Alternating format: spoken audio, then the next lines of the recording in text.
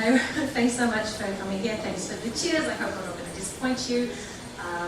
Yes, because one of my 7 kids was nearly throwing up at midnight last night, so hopefully I'm a bit caffeinated now and this presentation is going to go a bit smoothly. Ads, right? Ads, a big part of what we do here as marketers, and ads obviously a big part of what we do because according to a Nielsen Consumer Survey report, 55% of people, more or less, are at least somewhat likely to evaluate a new product, a new brand, or a new provider based on an ad or some content that they saw. And that's great for us as marketers. The problem is this is a stat for B2C marketing. And the truth is that 71% of B2B ads fail to generate any sales or revenue at all. Which means that for 71%, that means 7 out of every 10 people came across your ad on LinkedIn, didn't about face, right? And while we can't fix absolutely everything that's wrong with B2B ads in just the space of 15 minutes, there are some things and some techniques that we can try out to actually help make them perform a lot better. And the one thing that I really like to talk about, and it makes ads stupid simple. I kid you not, it's stupid simple. Even if you want to use AI in part of your process, even if you don't want to use it, it's going to help really lift up the quality of your ads significantly. And it all comes down to one thing, and that is VoC, or voice of the customer. Literally what your customers are saying. But when I say that VoC is going to be your secret sauce for high converting, high selling B2B ads, I don't mean the typical kind of VoC that we see like this. Like these customer story ads all the time. It takes a testimonial, leaves the quote, it's a talking head video, facts and figures. We've seen them all before. They're a good part of our normal ad repertoire. Same as testimonial ads, featuring a customer quote, a headshot. Great, these are good bread and butter type of ads, pretty decent. You know they're going to perform, they at least give you some sort of a baseline in terms of performance, but it's also really obvious that they're ads. And people ignore them because they got really good at tuning this sort of thing out. And it has nothing to do with the fact that apparently we have goldfish level attention spans or the idea that people don't read online, which they actually do. The thing is because these ads just look really desperate. What our goal with voice of the customer, when people, that's the reason why people do an about face when they see ads in the first place. And the goal with voice of the customer is not to create those typical talking head type of ads, testimonial ads. We want to write ads that feel like they're really talking to your customers one-on-one, and not in the sense like, right, friendly and down to earth, like everyone wants to write, but in the sense of one of the USA's most famous copywriters, Howard Gossage. People don't read ads. They read what interests them. Sometimes that's an ad. So we want to create ads that feel natural and authentic and that are actually interesting to read, because that's how we get people to read them, that's how we get people to click, that's how we get people to convert. More demos in your pipeline, everybody's happy. So like this headline from Grammarly, you thought your email was fine. Oh, did anyone send an email and you thought it was fine, and then afterwards, yeah, nothing happens, radio silence, great. Or Proposify's, your proposal has the wrong prospect name. Are you even a marketer if this didn't happen to you at least once? Or Lavender's, imagine having an email coach sitting next to you every day, but not like in an annoying way, in an actual helpful way. And so, voice of the customer, so even when these ads are mocked up with, say, typical B2B creatives, they come across as much more effective and more authentic to your audience because they're actually interesting to read. And they're interesting to read because they're tapping into your customers' real-world experiences. And again, this is one of my favorite topics to talk about because when you use voice of customer in your ads, whether you use AI as part of your process or not, it doesn't matter. It's a stupid simple process to creating these wonderful ads. Again, you don't need to use AI, you don't even need to hire a copywriter, but don't tell any of my friends on LinkedIn I said that. So in the next few minutes, what we're going to cover today is this one technique for helping you write these awesome high-converting B2B ads. We're going to cover how to collect voice of the customer, how to identify the juiciest voice of the customer insights, and how to use it. So, and I'll actually show you a process with an ad that I looked up as well earlier. Can no one see her? Am I just like standing in front of it? Okay. First up we have is how to collect voice of the customer. Now, first thing people do is they usually go straight to those customer testimonials like I showed you before, which is why then we have all those ads that just look absolutely the same as each other. And that's not wrong to go to your customer testimonials, but we don't want to do those typical types of ads, so we want to dig a lot deeper than that. And the reason why we don't go to customer testimonials, it's not wrong, but people know that you've paid a customer, you've given them a gift voucher for a nice review, or they've gotten some free product. They know that the exchange has happened. They know that this customer testimonial or review is really biased. We want to go a lot more deeper than that. So the best places to find richly detailed voice of the customer are qualitative surveys, so not NPS surveys. I'll get to some example questions in a minute. We have as well one-on-one interviews, my absolute favorite to get rich, deep insights. Searching for your product, so hanging out where you're not, it's not obvious that you're in the room, like a Reddit forum, Slack groups and things like that. Or if you have the budget, integrated social media listing tool or VoC collection tool, there are things that do this automated. And the reason why we do all of this type of research to collect voice of the customers is because we want to understand our customers' entire world. Because for us, the reality is not this, or don't look at me here, I designed a slide, I know it. I'm a copywriter, not a designer.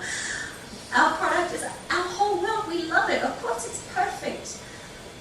But our customers' whole world, our product is a tiny, tiny, tiny little speck in their whole entire existence. So to be able to understand how to better position and talk about our product in their context, we need to understand all the rest of that context to be able to communicate to them better. So the goal of these VoC ads, the goal of these surveys and these interviews, what we're doing is we want to understand their customers' whole world, their whole buying journey, how they discovered their product, how they felt, what were the emotions, the different things they went through along the way, what about the product stood out to it, most competitive differentiation, hugely important today. What did they see, feel and experience after they purchased it, implemented it, what were those different benefits they experienced during the first week of using it, 1 month, 3 months, 6 months, 12 months down the line, and did the product fulfill their expectations? Yes, no, or by how much? Here, and you're going to get a copy of the slides, right? Okay, so you can take a photo if you want, but you don't have to. Here's some of my favorite, my absolute favorite questions that I like to ask in qualitative surveys and interviews, and some of the things that you can actually learn from them as well as a result here on the right. Wheel of Fortune. But the idea is that by using those open-ended questions, you're going to collect a lot more deeply, richly detailed information that you wouldn't get out of a normal testimonial. And to get you started, so collecting VoC, I get quite fine with Google Meets and Fathom, that there are a whole bunch of other different tools that you can try out to use if you have a bit more budget.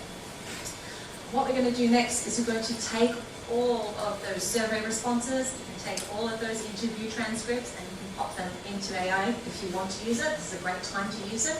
Pop them in to extract the high-level insights across multiple transcripts and thousands of responses. Check the accuracy level, of course. Or you can do this manually, it really takes only a couple of minutes. So we want to organize the voice of the customer by audience problems, general things that they struggle with, pains that they have with competing solutions or alternative solutions, features that they love, benefits that they love. And like I said, you can use AI if you want to, but you really don't have to. And I've included a sample doc. Oh, there's a line. Included a sample collection doc. So that will also help you if you do decide to use AI, then it gives you some ideas of how you can do, what kind of prompts you can put in to organize the information quickly. So next step is to identify what are the most juiciest insights that we have out of voice of the customer. And by juicy voice of the customer, I mean those words, phrases and sentences that are going to deliver a really powerful conversion punch when they're used in your ads. And you can identify the best voice of the customer with 3 heuristics. Number 1 is that it's real. It feels like someone would say it to a friend in a natural conversation. The second is that it's unique. You might not have heard someone use this to describe something in the past, but it makes sense the first time you hear it. And it's highly detailed, so it paints a really vivid image in your mind with very little effort on your part. So we're going to go then through this doc and highlight these very special cases of voice of the customer, because these will be most helpful for you. And this is one of the best times not to use AI, because the AI is going to give you high-level insights and extract, and it might make up some of the testimonials that it decides to pull information from. We just which is kind of the opposite of what we're trying to achieve here. Okay, now, seriously, this is going to be, we're going to write four variations of an ad in like less than 5 minutes based on one insight from an interview. So, turning the VoC into awesome ads, it's really, really simple to do. The reason is because now we have all of this information on hand. It's like paint by numbers. It's even easier than taking the ChatGPT prompt, trying to tweak the prompt again and again and again to get it just right. Because now we know what we need to write about and we know how we need to write it. So it's just putting all these puzzle pieces together or filling in the blanks. And to make this super easy, again, I've got another template. There's still no one. Okay. Need to get back now to alignment. I've got a template that you can as well fill out. This is a template that I actually use when I'm writing my own ads. So it's really easy and it helps organize the information and helps you break things down from long variations of long body copy to short body copy and everything in between. But I don't just want to tell you how it works, I want to actually show you. So we're going to reverse engineer one of the ads that we saw earlier. Again, this is 100% spec. If anyone here has connected to Grammarly, please don't sue me. We're going to pretend that we're going to take this Grammarly ad and we're going to reverse engineer it. So let's say, we're even going to stick with the same creative just for the fun of it. So let's say Grammarly interviewed a customer that uses, a business customer, an office worker who uses Grammarly to help them write business type emails. And the interview asked them a question. I think this is question 6 on that slide I showed you earlier. I spent an hour writing to an email that described something that happened to you on one slide ahead of me. Describe something that happened to you before you started using Grammarly that made you realize that you needed help, you needed a solution. And the customer says, I spent an hour writing an email to a prospect that I thought was fine, but they never replied to it. I put so much effort and thought into it, but still nothing. I had no idea what I did wrong and I couldn't fix it. So let's take a look at that. This is excellent voice of the customer. It fits 2 out of 3 out of those heuristics that we looked at earlier. First, it feels like a genuine conversation because it actually came from an interview and not a written review. At the same time, it's really highly descriptive. It paints a vivid picture of that frustrated office worker without you having to put a lot of mental effort into imagining it. So we're literally going to take that quote and copy and paste it into the template. I told you this is super simple, just right here. That was even easier than trying to prompt ChatGPT, I can tell you right now. Now the only thing you want to do next is then tweak the lines so they speak to the prospect. So every time it says I, you're going to change it to you so it can reflect it back into the customer and see how that immediately looks very different. What I did as well is I took that existing piece of body copy, remixed it, shortened it by half so you can have a shorter variation, just reframed it so that it asks a question. And now you have a great description of a prospect's problem. This builds up a perfect opportunity to introduce your product. In this case, I go back to the voice of customer doc that you have and look at what customers are saying about how they describe your product, what it does, what's the benefit for them. Or if you have any kind of product messaging framework, it's great, go back and look, you should have something in there too. Because again, this is a spec. I did a quick Google to see how Grammarly defines what Grammarly does, and then I literally copy and paste that back right into the ad. Fill in the blanks to connect it back to your product.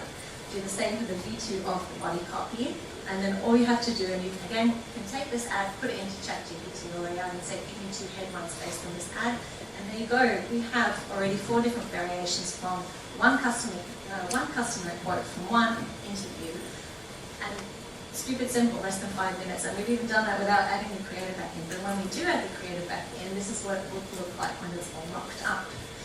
See how easy that was? I told you it would be easy. And so now you know how to collect voice of the customer, how to identify it, and even how to write an ad with it. So it's your turn. Take these tips and templates, let it rip, and good luck to you.